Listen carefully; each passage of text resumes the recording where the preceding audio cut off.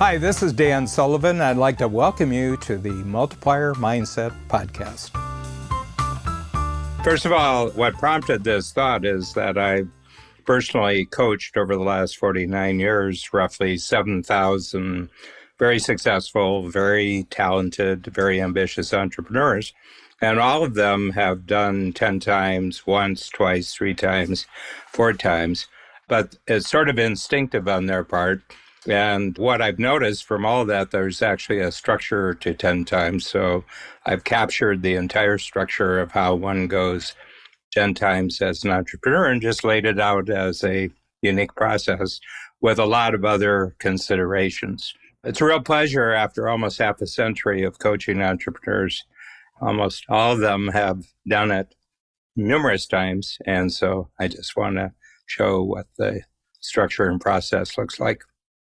It's actually easier to go 10 times than it is to do 2 times for 3 reasons. One is that it's a lot more exciting. Going 2 times, you're kind of rearranging the furniture and you're making little nips here and little tucks here. The other thing is that your team isn't really all that excited about it. So that's one reason.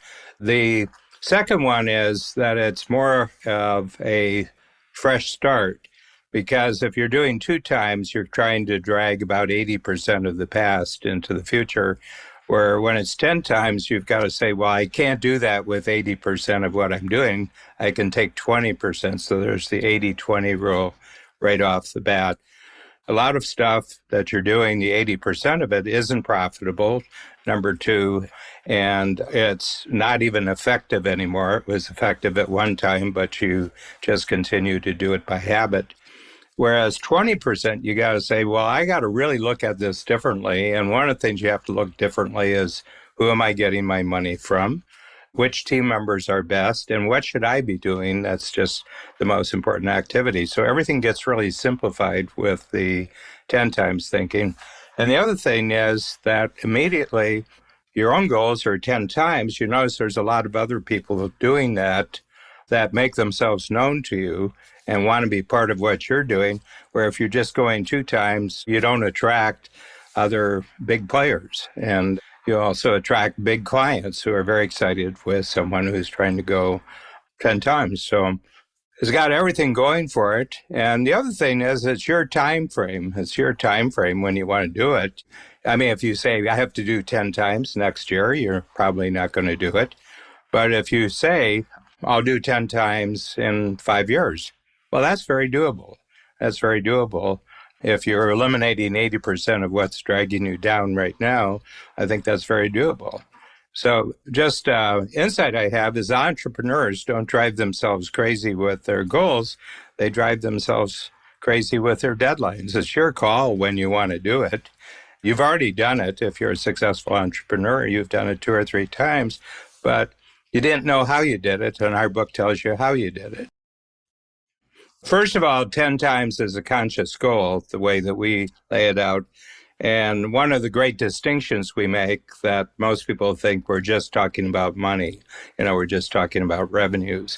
And what I find is that right now you're probably maxed out of the ability to increase too much of your money. You're probably overworking, you're probably putting in long hours, it's getting harder, and you're trying to work harder and longer to get 10 times. And I would say you're probably reading the book because you're totally maxed out. Your head has hit a ceiling.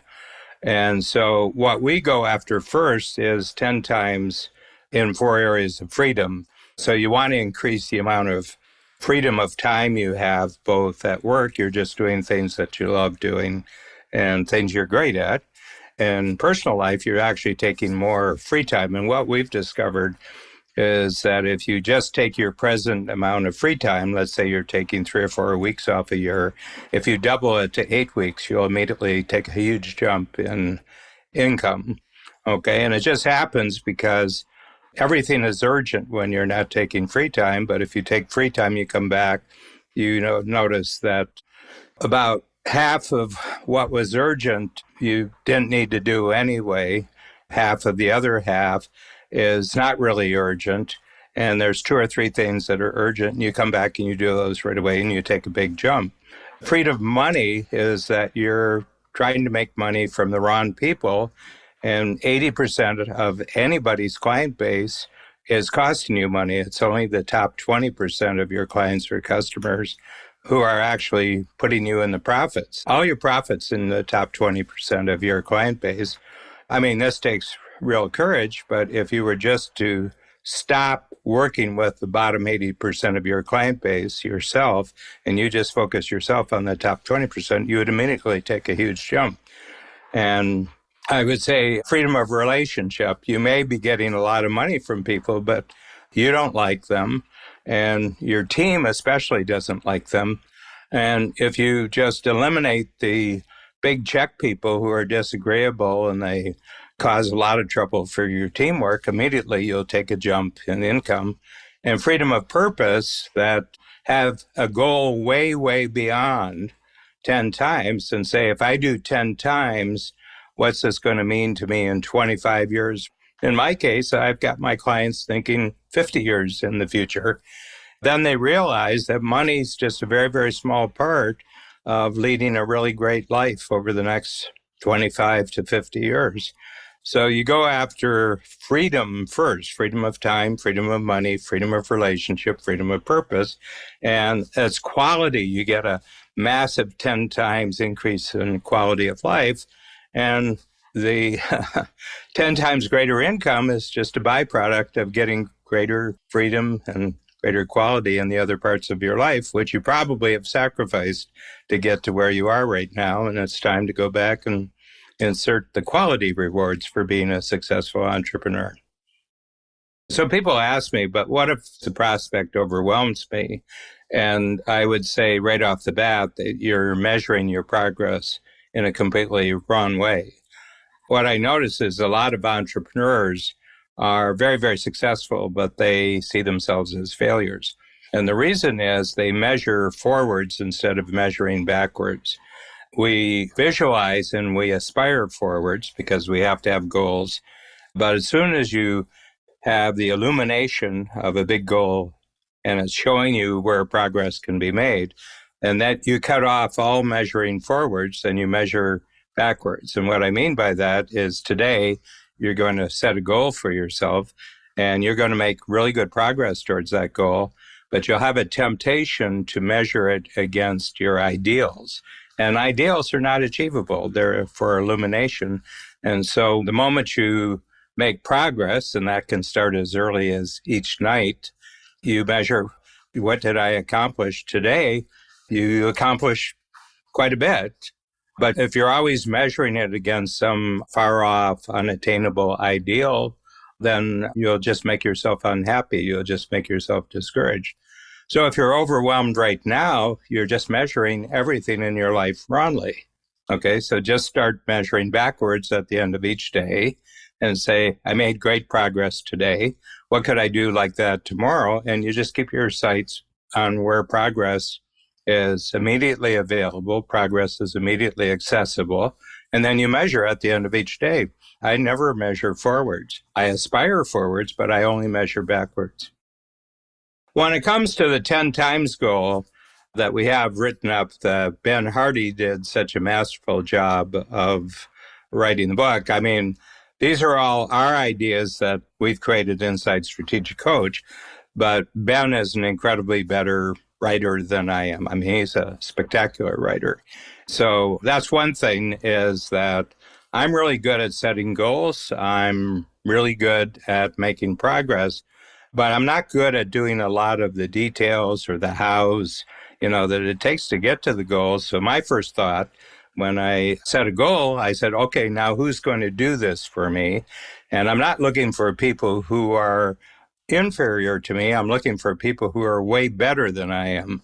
So that's the first thing, is that, our company in 33 years, we're 250 times bigger than we were when we started the company. My partner and I, Bab Smith, we started the company in 1989 as far as the workshop program. The present form of the company started in 1989. And I am doing about 10% of the work, the kinds of work that I'm doing at 250 times higher than I was doing when we just started. I'm great at about three things. It's like a circle. We call that a unique ability in Strategic Coach. And I'm just stay inside my unique ability. And it's like electric collars on dogs. Anytime I get near the border between what I am great at and what I'm not great at, my invisible collar goes up. So, Dan, don't you go across that line. You get somebody else to do that.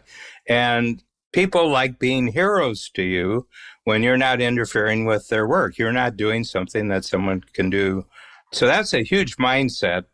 And that's life in general. That's not your entrepreneurial business. I just don't do anything. I'm not good at it. As a matter of fact, I don't do anything that I know it and other people know it that I'm really great at. Okay. And greatness attracts greatness. If you are doing great work, you'll attract other people who want to do great work with you. Okay. So that's a big mindset. I'll leave you with that one because I've got more coming.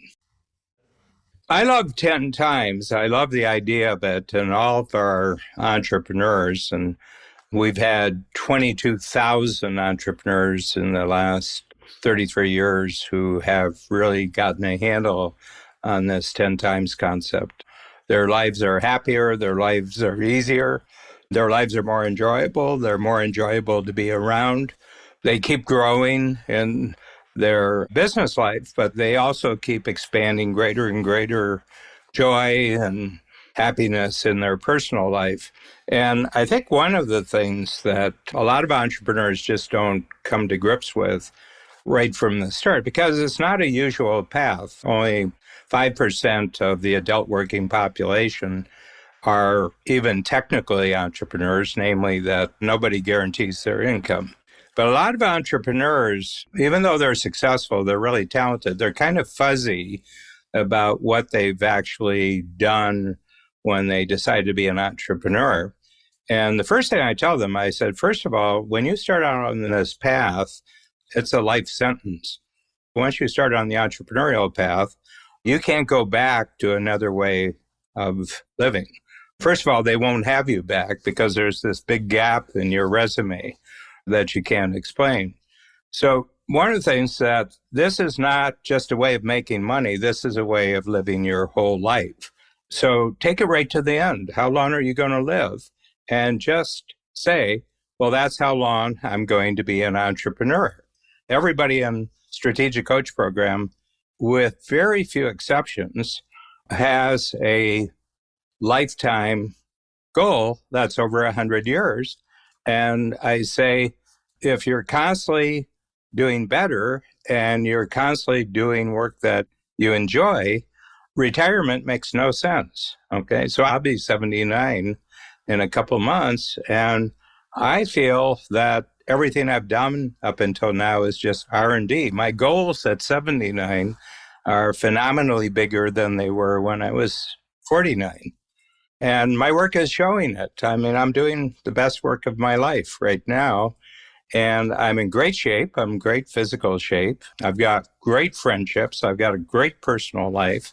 I've got a great lifetime partner. I've got great team managers who actually manage my life. I'm a managed person, okay? And I've got all sorts of managers. One of them's conducting this interview, and he kind of tells me when to show up. He kind of tells me what I'm supposed to do next. Now, it's all my goals. It's all my goals.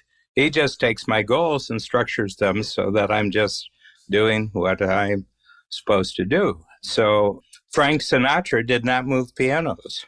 Frank Sinatra did not clean up afterwards. Frank Sinatra didn't do the work of the other musicians. He just went on stage and did the one thing that he was great on, and that's singing. And all great performers, they don't manage their lives. Other people manage their lives. So there's a big, big thought. But if you don't grab that and you don't live by that, your life sentence is going to be a very painful life sentence. You know, the people I deal with make millions of dollars a year. You know, they're so far beyond where they grew up with, who they grew up with. They've just gone into the stratosphere. But somehow they don't really take ownership for their life. They've made up a game that's called their entrepreneurial career. And then they fall into the weird kind of thought that someone else is making them play this game. Not only that, but they've kind of made up a game where in their mind they can only lose because they judge themselves harshly. They don't take credit for their successes. And whenever they're successful, they beat themselves up for not achieving more. And I said, what a weird thing to design a game for yourself that's supposed to give you more and more freedom in your life. And you design the game so you're always losing. So the 10 times is easier than 2 times. The underlying theme of it is really that designing a 10 times game is a game that you can win a lot more easily than a game where you just do 2 times, or 10% or 5%. That's a losing game. Go and work for the government, go get a job with a bank. Then somebody else will beat you up. But in this game, you're beating yourself up. It's not a smart thing to make up a game where you're supposed to be winning, but you set the measurements so you're always losing. When you talk about entrepreneurship and being a 10 times entrepreneur, you have to realize that entrepreneurism, as we understand it, is really a very recent phenomenon, and it's only been possible in the way that we understand modern entrepreneurism since March of 1776. 1776 is famous for a lot of different reasons, but March 1776, a Scotsman by the name of James Watt created the first steam engine that returned 25% more energy than it used. I would say that jump in productivity through mechanical means is what really opened the whole entrepreneurial future. All of a sudden, people who were nobodies, who had a bright idea and were able to take advantage of this new energy source, became a class of people that you had never seen before on the planet. And ever since then, there's been these constant jumps in productive technology. And I would say that we've been building on that for 2.5 centuries, basically. We've been doing it. And so this is an entirely new way of living on the earth. It's not a function of who you were born to. It's not a function of how you were educated. It's not a function of who you know. It's a function that there's multipliers in technological form that anybody who's got a ambition for themselves and they can create a new something in the marketplace that creates value for other people can be really successful entrepreneurs.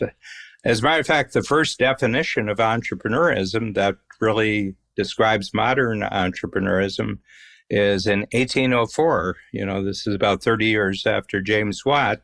And I think that he was a French, what we would call an economist today, Jean-Baptiste Say. And he said, an entrepreneur is someone who takes resources from a lower level of productivity to a higher level of productivity.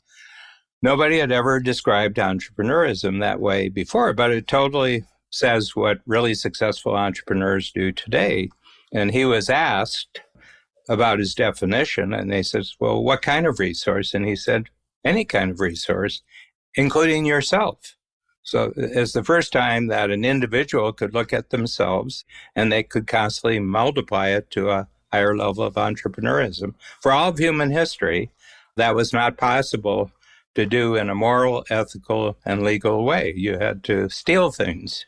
You had to use slaves. You had to plunder to be a really successful entrepreneur. And that all changed in March of 1776. And I don't think it's any accident that the American Declaration of Independence was about 3 or 4 months later.